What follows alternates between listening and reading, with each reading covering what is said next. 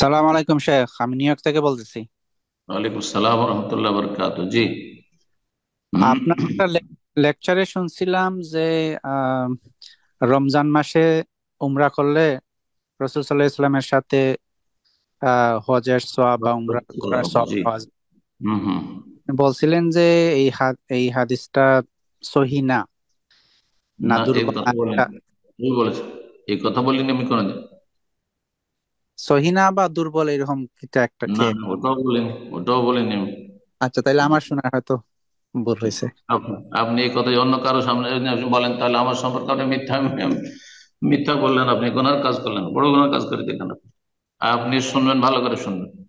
আমি বলেছি যে এই হাদিস সহি, কিন্তু নবী সাল্লাল্লাহু আলাইহি ওয়াসাল্লাম বলেছেন, নবী সাল্লাল্লাহু আলাইহি ওয়াসাল্লাম নিজে রমজানে করেননি। ঠিক আছে।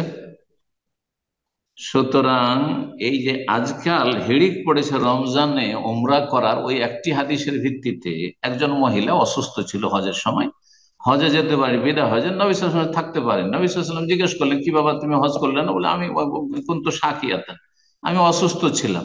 তো অসুস্থ ছিলে তো যখন ফাইজা যা রমজান, রমজান যখন আসবে তো ফাতামির একটা উমরা করে নিও। ফাইন না তাদেলো হাজ্জাতান মাই। হাজ্জাতান বলেন, আও হাজ্জাতান মাই, আমার সাথে হজ করার বা একটি হজের সওয়াব তুমি পেয়ে যাবে। এইভাবে বলেছেন। তো এইভাবে এত গুরুত্ব যে আজকাল দেওয়া হয়েছে, এইটাকে আমি একটু আম, বোঝাতে চেয়েছি যে যত গুরুত্ব আজকালকার লোকেরা দিচ্ছেন এই রমজানের উমরার জন্য, এত গুরুত্ব ইসলামে নেই। বোঝা গেছে? কিন্তু আমি হাদিসকে জয়ী বলিনি। যেভাবে বলবো ওইভাবে বলার চেষ্টা করবে, আর না হলে আমার কথাগুলি অন্য জায়গায় ফরওয়ার্ড করে দেবে, আর যে কোনো আলেমের ক্ষেত্রে। আর নিজে ব্যাখ্যা দিতে গিয়ে আপনি নয়কে ছয় করে দেবেন, নয়কে ছয় করে দেবেন। জি। আল্লাহ হেদায়েত দান করুন।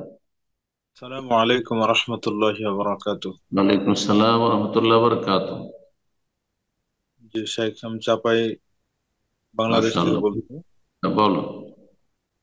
গত গত মাসের 22 তারিখে আমার আব্বা মারা গেছেন। রাহিমাহুল্লাহ, আল্লাহ রহম করুন, জান্নাতুল ফেরদৌস দান করুন, গুনাহ খাতা মাফ করুন, তোমাদেরকে উত্তম সবরের তৌফিক দান করুন। তো শেখ, আমি এই কেন্দ্রিক একটি জিজ্ঞাসা নিয়ে আসছি। সেটা হচ্ছে যে বেশ কয়েক বছর থেকে আমার পিতা রমাজানের সিয়াম পালন করতে পারতেন না অসুস্থতার কারণে। তার আগে হুম। হয়তো পারতেন, কিন্তু গাফলতির কারণে ছেড়েছেন। কিন্তু আমার দেখা মতে তিনি অসুস্থতার মধ্য দিয়ে পার হয়েছেন, সিয়াম গুলো রাখতে পারতেন না। গত বছরে বা গত রমাজানেও এইরকম হয়েছে। অসুস্থতার কয়েক মধ্য বছর দিয়ে কত বছর ধরে এরকম হয়েছে? আহ, আমি দেখছি বেশ কয়েক বছর থেকে, হুম। তো এর 4-5 মধ্যে বছর। এর মধ্যে রমজান থেকে যে 11 মাস, রমজান পার হয়ে যাওয়ার পরে 11 মাস, এর মধ্যে কি উনি সুস্থ হয়েছেন না কন্টিনিউ অসুস্থ, স্থায়ী অসুস্থ? আহ, মোটামুটি স্থায়ী ভাবে অসুস্থ, মানে কয়েক বছর থেকে আমার তত্ত্বাবধানেই ওনাকে চিকিৎসা না, করে মোটামুটি অসুস্থ। না। উনি উনি যদি এই 11 মাসের মধ্যে 1 মাস সুস্থ হয়ে থাকেন, তাহলে কাজার সময় পেয়ে গেছেন। আর তারপর যদি কাজা না করেন, ঠিক আছে, তাহলে তো গোনা হয়েছে সুস্থ হলে। আর যদি এমনটা হয় যে না, এরকমটা হয়নি, উনি আহ, আর তারপরে আল্লাহ মাফ করুন ওর জন্য, তখন এটা কি করতে হবে?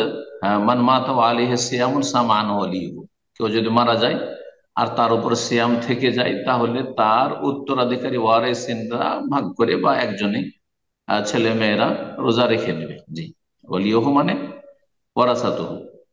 এক্ষেত্রে আর যদি মানে কয়েক এমনটা হয় না যে আর মাঝখানে হয়তো সুস্থই হয়নি, মানে রোজা রাখতে পারবে, সিয়াম পালন করতে পারবে, এই রকমের সুস্থতা আসেনি, হয়তো একটু হালকা হয়েছে কিন্তু তারপর অসুস্থ, এটাকে বলা হয় স্থায়ী রোগী। যদি স্থায়ী কেউ রোগী হয়ে যায়, তো স্থায়ী যে, যেমন বার্ধক্যজনিত কারণে এমন বৃদ্ধ বয়সে পৌঁছে গেছে যে আর রোজা রাখতে পারছে না, তাহলে এদের ক্ষেত্রে এই স্থায়ী ভাবে রোগী অথবা বার্ধক্যে উপনীত হয়েছে, এই দুটি অবস্থার ক্ষেত্রে আহ আল্লাহ রাব্বুল আলামিন বলছেন ওয়ালাল্লাযী ইউতিকুন ফিদিয়াতুন তা'আমু মিসকিন, ফিদিয়ে দিয়ে দিন, ফিদিয়ে দিয়ে দিন। জি। এক্ষেত্রে শেখ, আমি যদি সিয়াম গুলো রেখে দিতে চাই তাহলে সেক্ষেত্রে এটা সুযোগ আছে কিনা? যেমনটা বললাম যে ওনার উপরে ফরজে হয়নি, যদি সুস্থ না হয়ে থাকেন উনি, তাহলে ওনার উপরে ফরজে হয়নি, ওনার উপরে ফরজে হয়নি।